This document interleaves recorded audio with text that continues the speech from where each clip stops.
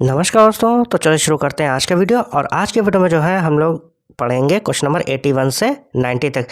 पीछे जो है 80 क्वेश्चन मैंने करवा रखे हैं। लगभग 7 क्लासेस हो चुकी हैं, 8 क्लासेस हो चुकी हैं, ठीक। और ये 9वीं क्लास है। 8 क्लासेस जो है लगी हुई हैं लाइन से, आप लोग देख लीजिएगा जाके। फिलहाल शुरू करते हैं अपना वीडियो क्वेश्चन नंबर 81 से। अगर आप नए हो तो चैनल को सब्सक्राइब कर लीजिएगा, वीडियो को लाइक कर दीजिएगा। और देखते हैं अपने लोग क्वेश्चन नंबर 81.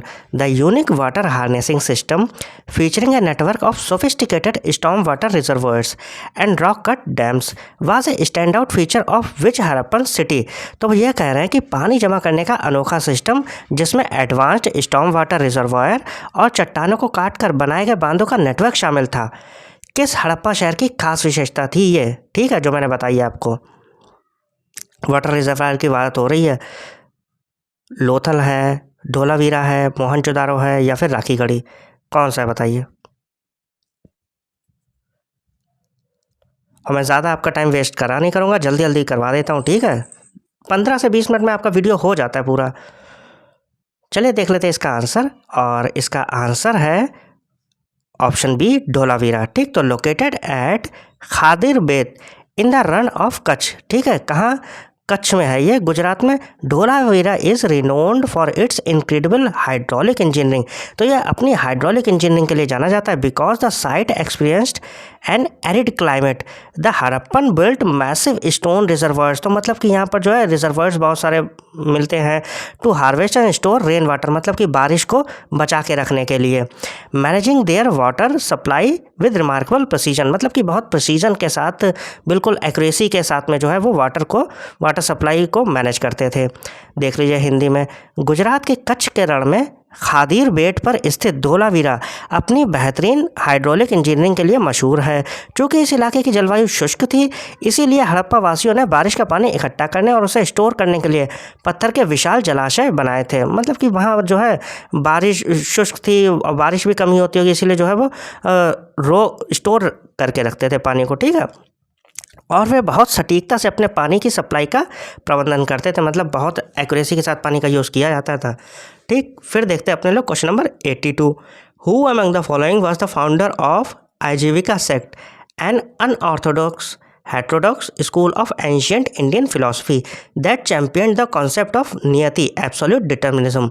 तो वो ये कह रहे हैं कि प्राचीन भारतीय दर्शन के आजीवक संप्रदाय, ठीक है, कौन सा? आजीवक, जो एक गैर पारंपरिक या हेट्रोडॉक्स विचारधारा थी और जिसने नियति या पूर्ण नियतिवाद के सिद्धांत का समर्थन किया था, के संस्थापक निम्नलिखित में से कौन है? ठीक है, तो इसके जो आजीवक संप्रदाय है उसके कौन संस्थापक हैं? अजीता केस कंबली, मखली गौशाला, महावीर या फिर पाकुदा का कायना, बताइए कौन है।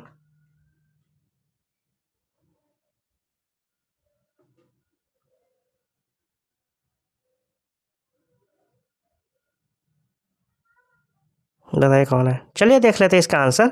और क्वेश्चन नंबर 82 का जो आंसर है वो है हमारा ऑप्शन बी, मखली गौशाला। तो Makkhali Gosala was a contemporary of both Gautam Buddha and Vardhaman Mahavir.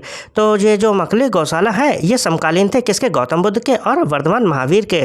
ध्यान रखिएगा, पूछा भी जा सकता है कि मखली गौशाला किसके समकालीन है, और वहाँ पे वो ऑप्शन दे देंगे, तो याद रखिएगा गौतम बुद्ध और वर्धमान दोनों, मतलब कि महावीर दोनों के हैं।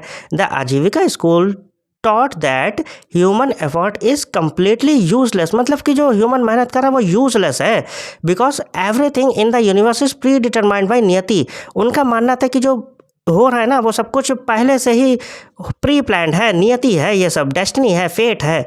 The Maurya emperor Ashoka and his son Dasharath, ठीक। तो मतलब कि जो मौर्य एम्पायर थे, मौर्य एम्परर शासक अशोक और उनके बेटे Dasharath even dedicated rock cut caves to his this sect at the Barabar hills. तो मतलब कि जो है ना उनके लिए जो है यहाँ पर एक केव बनाई गई है, कहाँ? बार्बर हिल्स में।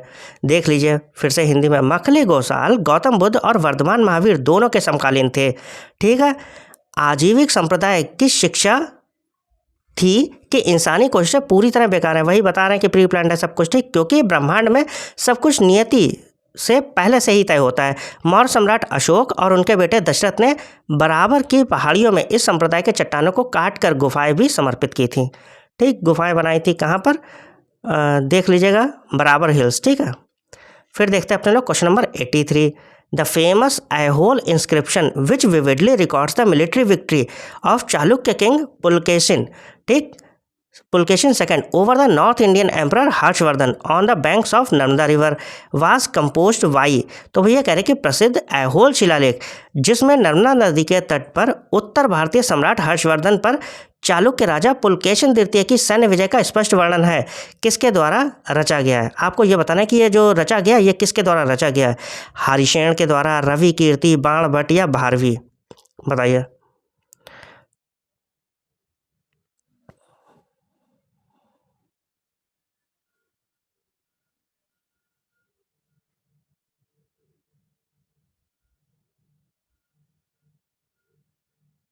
चलिए देख लेते हैं इसका भी आंसर, और इसका आंसर है हमारा ऑप्शन बी, रवि कीर्ति।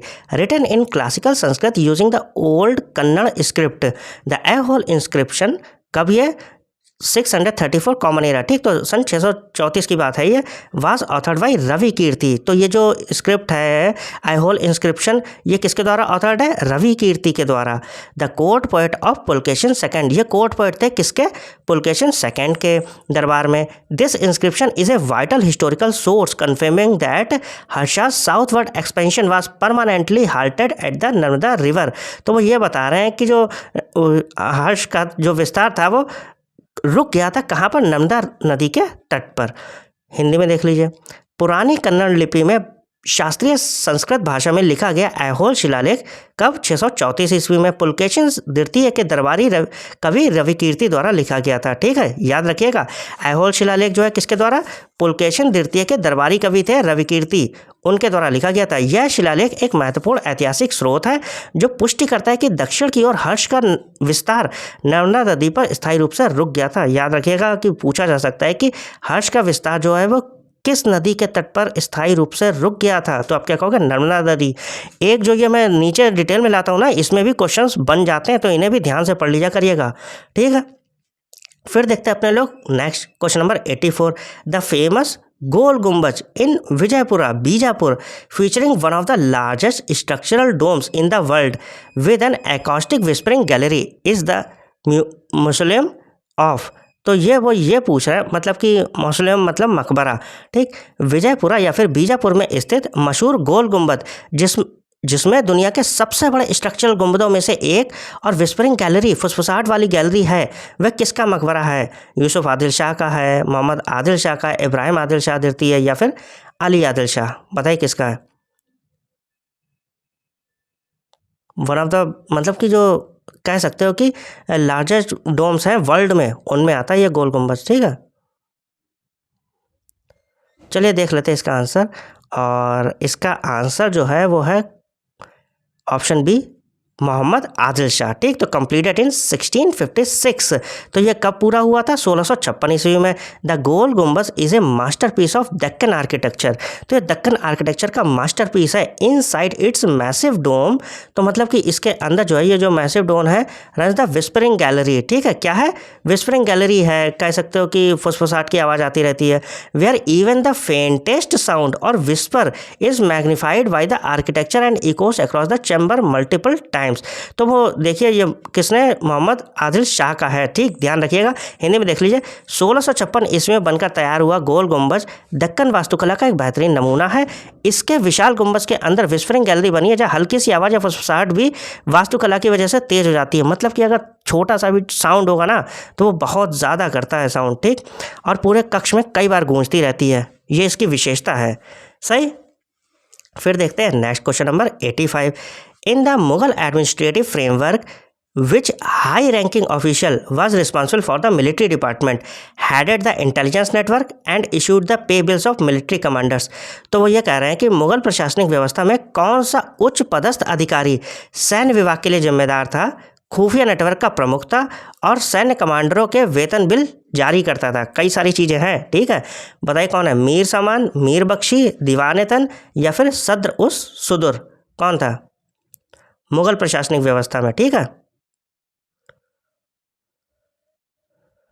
चलिए देख लेते हैं इसका आंसर, और इसका आंसर है option B Mir Bakshi. The Mir Bakshi was the head of the military administration under the Mughals.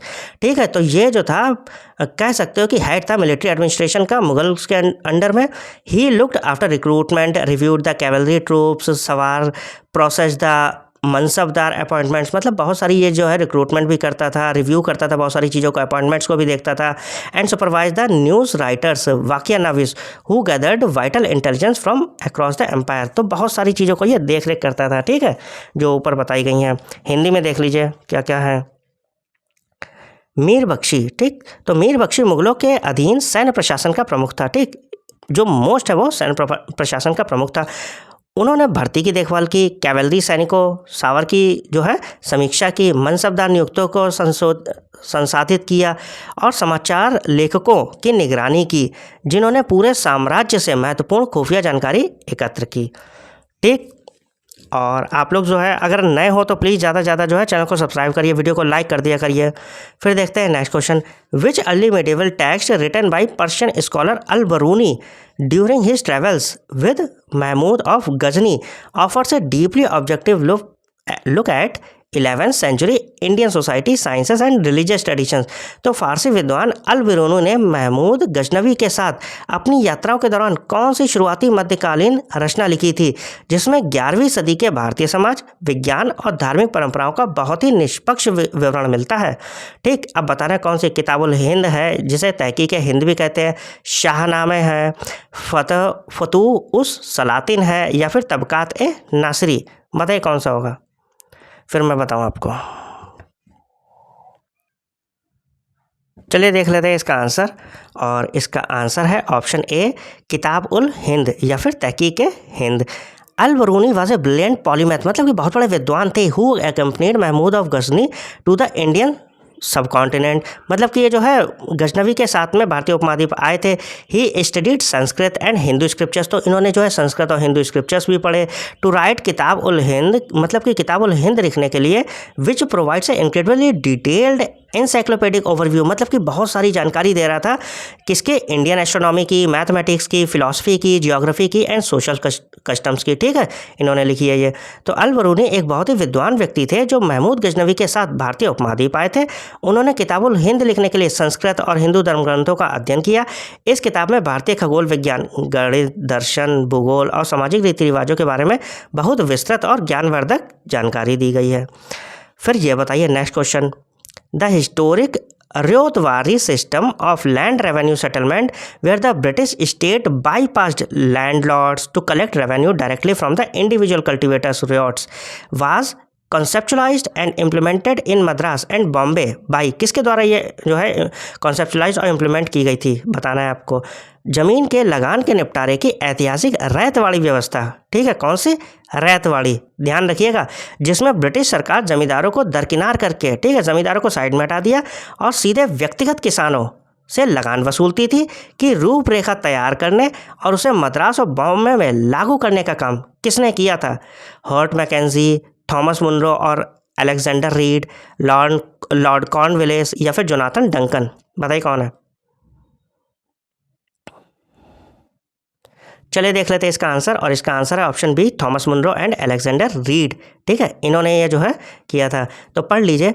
Introduced in the early 19th century, तो ये अर्ली 19th सेंचुरी में जो है कहाँ, साउथर्न एंड वेस्टर्न इंडिया में the Ryotwari system fixed revenue based on the actual soil quality and field size rather than a permanent estimate.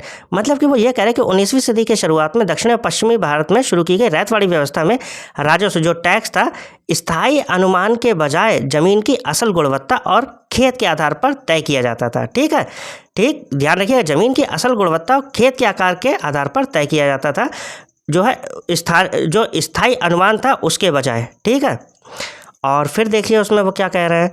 The individual peasant, मतलब कि जो अकेला जो किसान होता था, was recognized as the owner of the land, उसे जो है ऑनर मानते थे ज़मीन का। As long as they paid the revenue, जब तक वो रेवेन्यू पे करता रहता था। ठीक है, और फिर देखिए क्या है। Which was typically revised every 20 to 30 years, मतलब कि वो हर साल 20 या 30 साल में रिन्यू हो जाता था। इन्हें भी देख लीजिए। 19वीं सदी की शुरुआत में दक्षिण और पश्चिमी भारत में शुरू की गई रैयतवाड़ी व्यवस्था में राजस्व टैक्स स्थायी अनुमान के बजाय जमीन की असल गुणवत्ता और खेत के आकार के आधार पर तय किया जाता था। ठीक, जब किसान राजस्व का भुगतान करते थे और उन्हें जमीन का मालिक माना जाता था। इस राजस्व की दर में आमतौर पर हर 20 से 30 साल में बदलाव किया जाता था, मतलब कि 20 से 30 साल में वो रिन्यू कर देते थे। देखिए, ये बताइए, who among the following nationalist leaders founded the servants of India society in Pune in 1905 to train young Indians to devote their lives to social welfare and national advancement. तो निम्नलिखित राष्ट्रवादी नेताओं में से किसने 1905 में पुणे में सर्वेंट्स ऑफ इंडिया सोसाइटी की स्थापना करी? ठीक है, राष्ट्रवादी नेता है कोई से, ताकि युवा भारतीयों को समाज कल्याण और राष्ट्र उन्नति के लिए अपना जीवन समर्पित करने के लिए प्रशिक्षित किया जा सके। बताइए, बाल गंगाधर तिलक हैं, गोपाल कृष्ण गोखले हैं, लाला लाजपत राय हैं या फिर चित्तरंजन दास? कौन है? चलिए देख लेते हैं इसका आंसर, और इसका आंसर है ऑप्शन बी, गोपाल कृष्ण गोखले। तो Gokhale founded the servants of Indian society. तो गोखले ने फाउंड करी थी, या कह सकते हो फॉर्म करी थी, servants of Indian society to channel civic energy into national building. ठीक है, तो मतलब कि नेशन के बिल्डिंग के लिए इन्होंने जो है ये शुरुआत करी थी। The society focused on providing education, sanitation and health care. तो ये जो सोसाइटी थी वो किस पर फोकस कर रही थी? एजुकेशन प्रोवाइड कराने पर, सैनिटेशन पर, हेल्थ केयर पर, while working to eliminate social evils. और साथ में वो जो सोशल इविल्स थे, जैसे कि अनटचेबिलिटी है, ठीक, छुआछूत होती थी, उसे हटाना चाहते थे, और प्रमोट कर रहे थे हार्मोनी अक्रॉस डिफरेंट कम्युनिटीज़। मतलब कि जो है वो बीच में शांति सद्भाव को भी बढ़ावा दे रहे थे इन सारी चीज़ों में। देखिए हिंदी में, गोखले ने देश निर्माण के कार्यों में नागरिकों की ऊर्जा का सही इस्तेमाल करने के लिए सर्वेंट्स ऑफ इंडिया सोसाइटी की स्थापना करी, याद रखिएगा। ठीक, और ये जो गोपाल कृष्ण गोखले हैं ये गांधी जी के राजनीतिक गुरु भी हैं, ध्यान रखिएगा इस चीज़ का। ठीक, जब ये गांधी जी आए थे तो बहुत सारी मदद भी करी थी गोपाल कृष्ण गोखले ने। और याद रखिएगा कि सर्वेंट्स ऑफ इंडिया सोसाइटी की भी स्थापना करी थी। इस सोसाइटी ने शिक्षा, स्वच्छता और स्वास्थ्य सेवाएं उपलब्ध कराने पर ध्यान दिया, साथ ही छुआछूत जैसी सामाजिक बुराइयों को खत्म करने और विभिन्न समुदायों के बीच सद्भाव को बढ़ावा देने के लिए भी काम किया था। ठीक है, ध्यान रखिएगा। फिर देखते हैं question number 89, the historic August offer of 1940 which promised the expansion of the viceroy's executive council and the eventual grant of dominion status to India after world war second was issued by which viceroy? तो वो ये कह रहे हैं कि 1940 का ऐतिहासिक अगस्त प्रस्ताव, ठीक, अगस्त ऑफर जिसे कहते हैं, जिसमें वायसराय की कार्यकारी परिषद के विस्तार और द्वितीय विश्व युद्ध के बाद भारत को डोमिनियन स्टेटस, अधिराज का दर्जा देने का वादा किया गया था, किस वायसराय द्वारा जारी किया गया था? बताइए। लॉर्ड लिनलिथगो है, लॉर्ड वेलिंगटन है, लॉर्ड वेवेल है या फिर लॉर्ड इरविन है? कौन है बताइए, फिर मैं बताऊं आपको। चलिए देख लेते हैं इसका भी आंसर, और इसका आंसर है ऑप्शन ए, लॉर्ड लिनलिथगो। ठीक, faced with the pressures of world war second, तो मतलब कि जो वर्ल्ड वार सेकेंड के प्रेशर की वजह से, and looking to secure Indian cooperation, और जो है वो देख रहे थे जो क्या नाम है, सिक्योर कर रहे थे जो इंडियन कॉपरेशन था। Viceroy Lord Linlithgow issued the August offer. तो ये जो अगस्त ऑफर था वो किसने इशू किया था? लॉर्ड लिनलिथगो ने। The Indian national Congress Flatley rejected it, लेकिन जो आईएनसी थी ना, भारतीय राष्ट्रीय कांग्रेस, इंडियन नेशनल कांग्रेस, उसने जो है इसे रिजेक्ट कर दिया था Flatley, because it focused on dominion status rather than पूर्ण स्वराज। ये जो है डोमिनियन स्टेटस पे काम कर रहे थे पूर्ण स्वराज की बजाय। मतलब कि डोमिनियन स्टेटस समझते हैं, मतलब कि जो अपना कॉन्स्टिट्यूशन होता नहीं है, सेंटर से कोई और कंट्रोल कर रहा होता है। ठीक, और पूर्ण स्वराज में अपना कॉन्स्टिट्यूशन होता, सब कुछ होता। देखिए आज भले कांग्रेस कैसी भी हो, लेकिन जो है उस टाइम पे कांग्रेस बहुत लड़ी है, समझ रहे, पूर्ण स्वराज के लिए। तो ये मत समझ लीजिएगा, अगर आप हिस्ट्री पढ़ोगे तो आपको पता चलेगा पूर्ण स्वराज के लिए बहुत लड़ाइयाँ लड़ी गई हैं।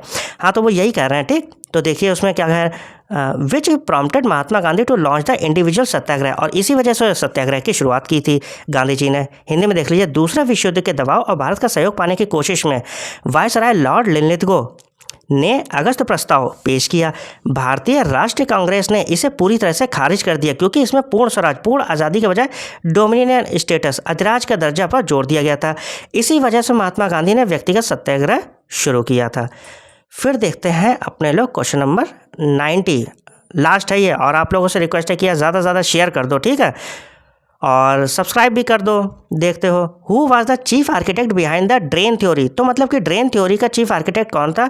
Rebuttal and the cofounder of Bombay presidency Association, popularly known as the lion of Bombay. तो ड्रेन थ्योरी धन के बहिर्गमन का सिद्धांत, मैंने देखिए बताया था पिछले वीडियोस में, ठीक है, ये बताया था, का खंडन करने वाले मुख्य व्यक्ति और बॉम्बे प्रेसिडेंसी एसोसिएशन के सह संस्थापक कौन थे, जिन्हें बॉम्बे का शेर के नाम से भी जाना जाता है? दिनशा वाचा, फिरोज शाह कोटला और केटी तेलंग या फिर बदरुद्दीन तैयबजी, कौन है बताइए।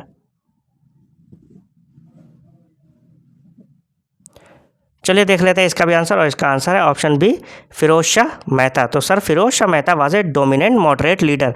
तो ये मतलब कि एक डोमिनेंट मॉडरेट लीडर थे, दो थे ना, एक मॉडरेट थे एक एक्सट्रीमिस्ट थे, तो ये मॉडरेट थे। कौन? Firoz Shah Mehta, leader of the early Congress, ठीक है, शुरुआती कांग्रेस के थे, एंड ए ब्रिलियंट लॉयर भी थे, एक brilliant, along side KT Telang. एक मिनट रुकिए ज़रा बताता हूँ,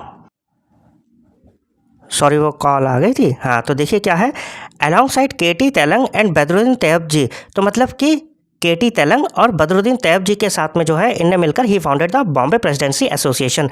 तो बॉम्बे प्रेसिडेंसी एसोसिएशन की स्थापना भी इन्होंने केटी तेलंग और बदरुद्दीन तैयबजी के साथ मिलकर की थी 1885 में। His powerful presence and leadership in municipal and national politics and him the title line of Bombay.